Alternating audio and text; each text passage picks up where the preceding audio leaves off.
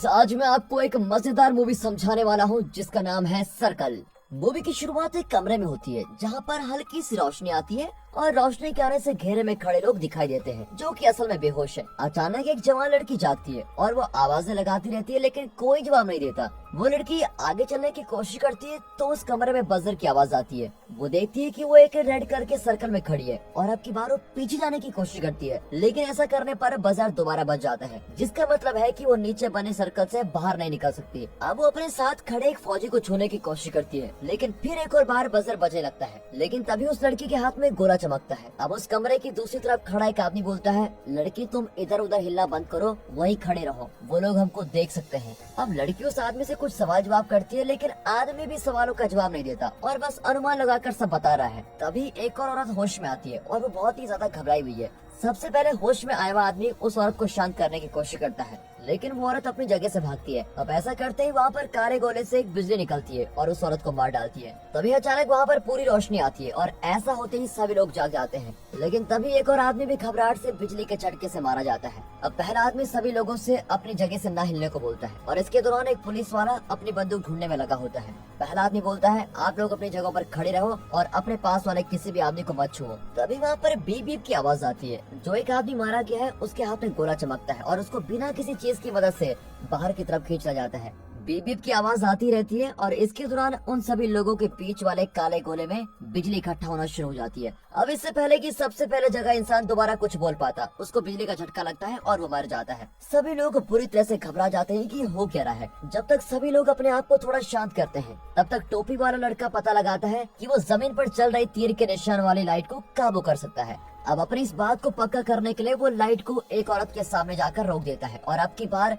वो औरत बिजली का शिकार बन जाती है। अब सभी घबराहट में पूछते हैं, हमारे साथ ही चल क्या रहा है? तो टोपी वाला लड़का बोलता है, देखो जमीन पर चल रही इस लाइट को तुम सभी काबू कर सकते हो और अपने हिसाब से चला सकते हो। सभी उस लड़के की बोली बात के हिसाब से लाइट को काबू करने की कोशिश करते हैं और सभी को पता चलता है कि जिस लाइट को वो काबू कर पा रहे हैं वो बस उस लाइट को ही देख सकते हैं। टोपी वाला बोलता है कि हम लोगों को तय करना होगा कि हम में से अगला कौन सा इंसान मारा जाएगा।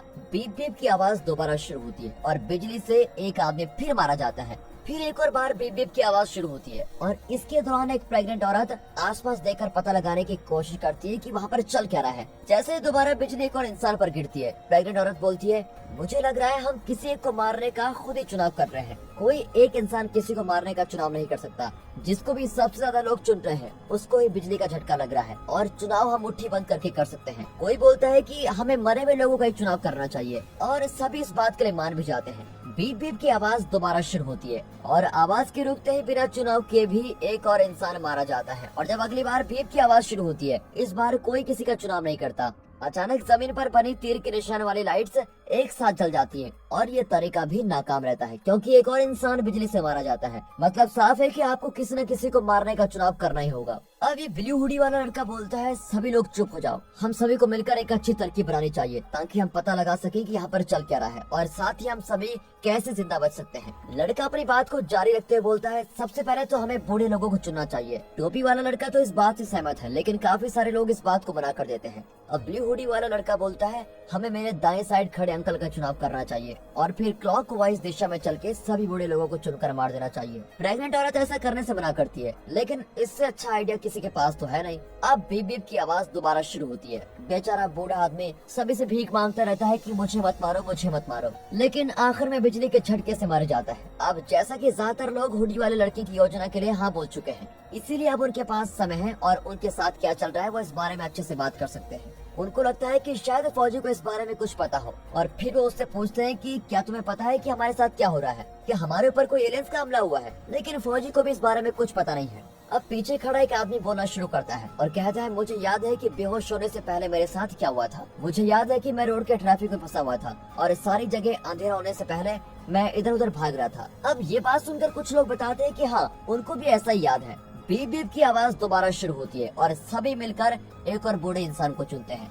अब पीछे खड़ा आदमी दोबारा बोलना शुरू करता है, कहता है, मुझे याद है कि मुझे एक अंतरिक्ष यान में खींचा गया था और फिर मैं एक लाल रंग वाले कमरे में था जहाँ बहुत सारी लाशें पड़ी थी, लेकिन मुझे अब लगता है कि वो लाशें नहीं, हम लोगों की तरह बेहोश किए हुए लोग थे और अब वो तीसरे बूढ़े इंसान को चुनते हैं और फिर अपनी बातचीत दोबारा शुरू करते हैं। चौथा बूढ़ा आदमी बोलता है, हाँ मुझे भी याद है कि वो एलियंस कैसे बात करते थे और कैसे दिखते थे। अब इसकी बात सुनकर कुछ लोगों को लगता है कि वो बूढ़ा आदमी झूठ बोल रहा है ताकि वो अपनी जान बचा सके, लेकिन फिर भी वो मारा जाता है। अब टोपी वाला लड़का बोलता है, हमें अगला किसका चुनाव करना चाहिए। सभी का ध्यान टोपी वाली औरत पर जाता है और उससे उसकी उम्र के बारे में पूछते हैं। जब सभी को पता चलता है कि वो औरत केवल 52 साल की है तो काफी लोगों को फैसला बदलना पड़ता है। टोपी वाली औरत बोलती है, पहले मुझे कैंसर हुआ करता था लेकिन अब मैं बिल्कुल ठीक हो चुकी हूँ, मुझे कैंसर नहीं है। ब्लू हुडी वाला बोलता है, मेरे हिसाब से तो हमें इसी बूढ़ी को चुनना चाहिए क्योंकि इसके ज्यादा चांसेस है सबसे पहले मरने के। लेकिन एक डॉक्टर बोलती है कि ऐसा होना जरूरी नहीं है। नीले हुडी वाला लड़का दोबारा बोलता है, ये आंटी तो 50 साल से ऊपर की है तो हमें सबसे पहले इसी को मारना चाहिए। लेकिन ज्यादातर लोग उसकी इस बात से सहमत नहीं होते क्योंकि कौन कितनी उम्र जिएगा इसका किसी को कुछ पता नहीं होता। वो लड़का ऐसा करने के लिए सभी को मनाता रहता है लेकिन इसका कोई फायदा नहीं होता और सभी लोग मिलकर उसी को मार डालते हैं। अब कैंसर वाली औरत बोलती है,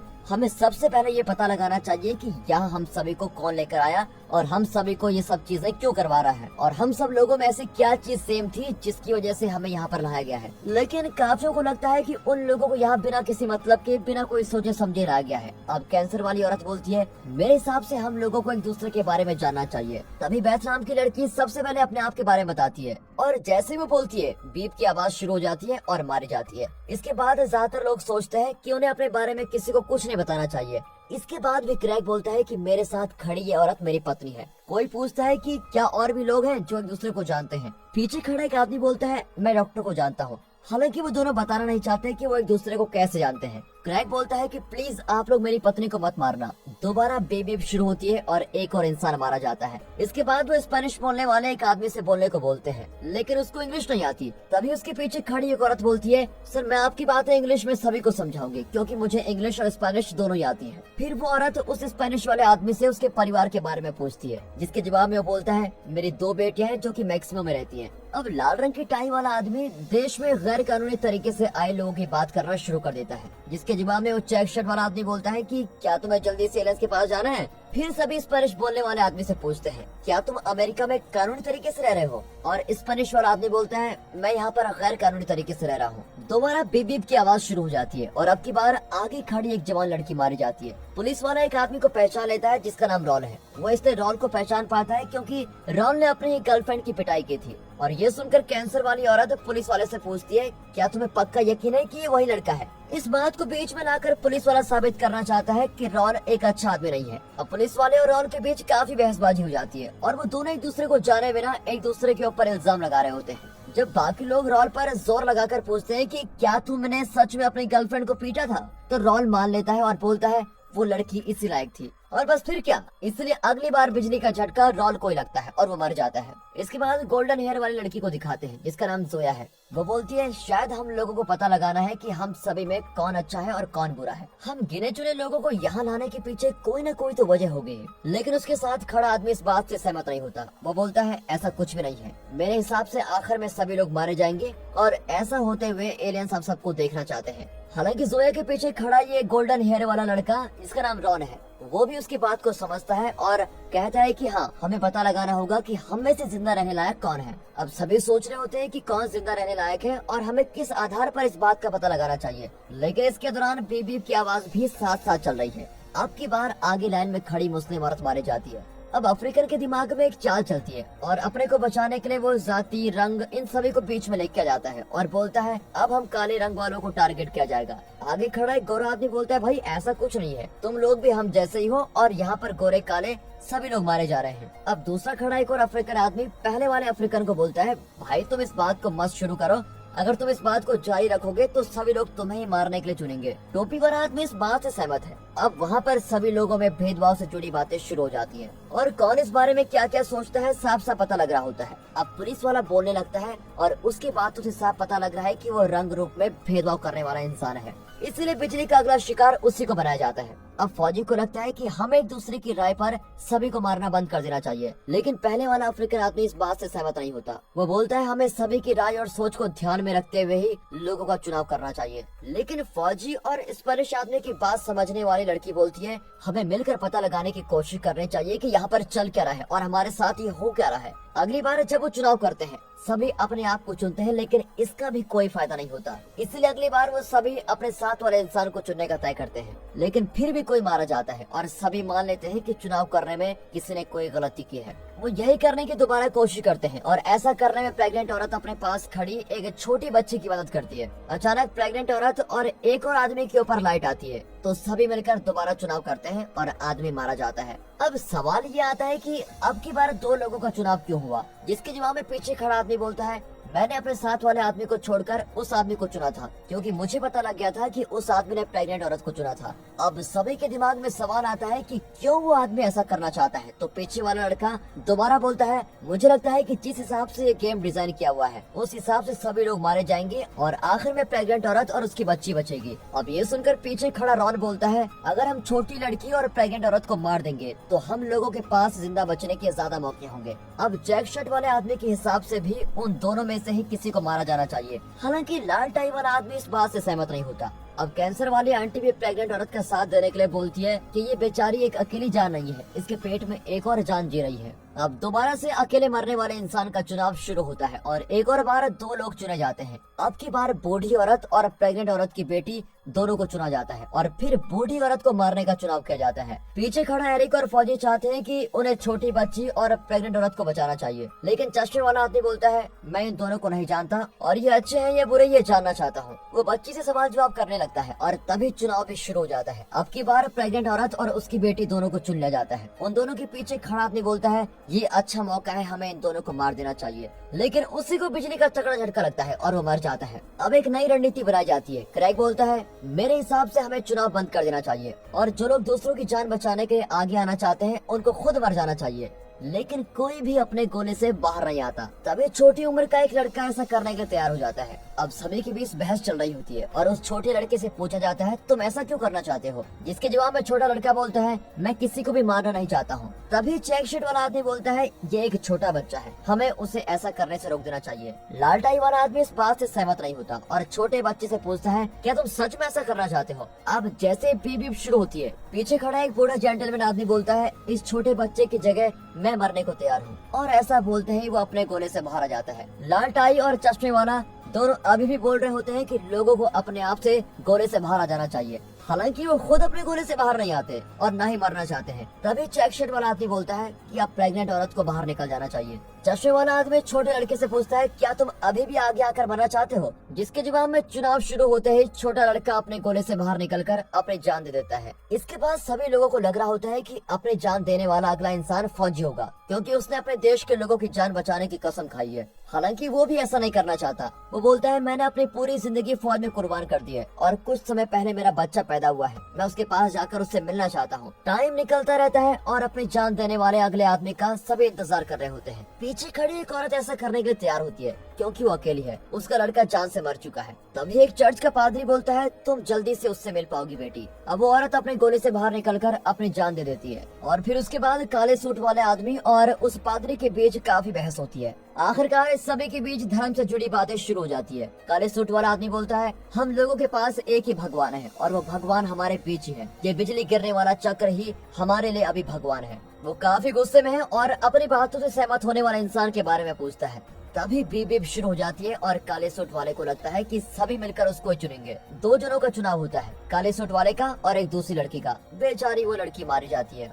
वो आदमी अभी भी सभी को भला बुरा बोल रहा होता है और अचानक अपने साथ खड़ी जोया से पूछता है, क्या तुम सेक्स करने वाली मूवीज में काम करती हो। वो मना करती है, लेकिन काले सूट वाला उससे जबरदस्ती इस बात को मानने के लिए बोल रहा होता है। अब की बार चुनाव में वो आदमी नहीं बचता। अब की बार काले सूट वाले को ही मार दिया जाता है। जब जोया रो रही होती है तो चश्मे वाला आदमी बोलता है, अब हमें उन लोगों को मारना चाहिए जिन लोगों के कोई बच्चे नहीं है। जिन लोगों के बच्चे हैं उन लोगों को अभी के लिए नहीं चुनना चाहिए। क्राइक बोलता है, मेरी और मेरी बीवी की एक बेटी है। अब चश्मे वाला बोलता है, जिन लोगों के बच्चे नहीं है उनको खुद बाहर निकलकर अपनी जान दे देनी चाहिए। फिर लाल टाई वाला आदमी पीछे खड़ी एक औरत से पूछता है, क्या तुम्हारे कोई बच्चे हैं या पति है। लेकिन सवाल का जवाब देने की जगह वो औरत उल्टा लाल टाई वाले से ये सवाल करने लगती है और जब लाल टाई वाला जवाब दे रहा होता है तभी एक और लड़की भी मर जाती है। फिर वो औरत अपनी जिंदगी के बारे में बताती है और सभी को पता चलता है कि वो लड़कों को नहीं बल्कि लड़कियों को पसंद करती है। और लाल टाई वाला साफ साफ इस बात को पसंद नहीं करता है और उसकी बोली बातें किसी को पसंद नहीं आती, इसीलिए अगले चुनाव में वो मारा जाता है। अब रॉन बोलता है कि मेरे दिमाग में एक सवाल है, मानो कि सभी लोग मारे जाते हैं और बस